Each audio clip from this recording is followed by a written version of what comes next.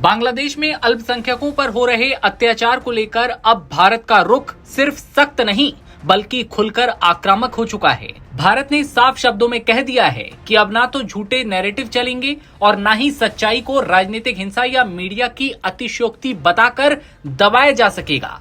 जी हां, बांग्लादेश में जारी सियासी संकट और अल्पसंख्यक हिंदुओं पर हो रहे अत्याचार को लेकर भारत सरकार की ओर से कई बड़े बयान भी दिए गए हैं। आज जानेंगे यूनुस को लेकर भारत ने क्या कुछ कहा है। भारतीय विदेश मंत्रालय के प्रवक्ता रणधीर जायसवाल ने आज बांग्लादेश को लेकर कहा कि हम दीपू दास की हत्या की निंदा करते हैं। दीपू दास वही पहला हिंदू शख्स जिसे मारा गया। हम आशा करते हैं कि अपराधियों को कटघरे में लाया जाएगा। और भारत ने आगे कहा कि बांग्लादेश की हिंसा को नजरअंदाज कतई नहीं किया जा सकता।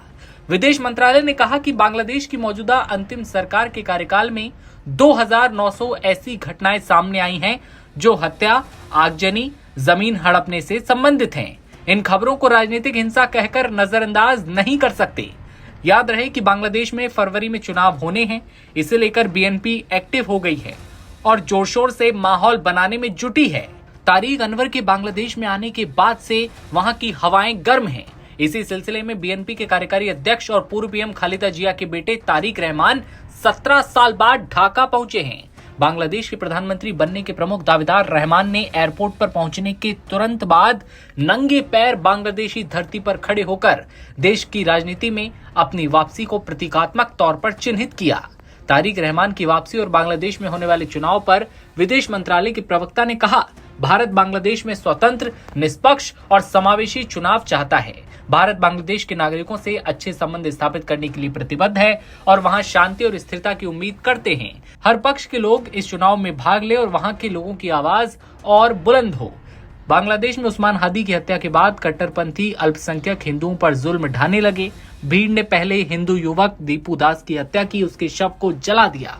इसके बाद राजबाड़ी में अमृत मंडल उर्फ सम्राट नाम के इस युवक को भीड़ ने पीट पीट कर मार डाला। इसे लेकर भारत के साथ साथ दूसरे देशों में भी यूनुस सरकार के खिलाफ विरोध प्रदर्शन हो रहे हैं। विदेश मंत्रालय के प्रवक्ता रणधीर जायसवाल ने प्रेस ब्रीफिंग में बांग्लादेश की अंतरिम सरकार को सीधे सीधे कटघरे में खड़ा किया। जायसवाल ने कहा, कानून व्यवस्था और नागरिकों की सुरक्षा बनाए रखना पूरी तरह बांग्लादेश की अंतरिम सरकार की जिम्मेदारी है।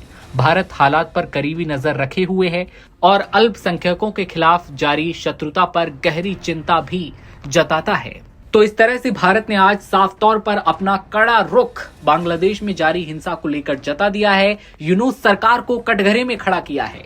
ऐसे में आपका क्या कहना है? आने वाले समय में फरवरी में बांग्लादेश में चुनाव हो पाएंगे या फिर नहीं? कमेंट सेक्शन में बताइए और देखते रहिए नवभारत टाइम्स।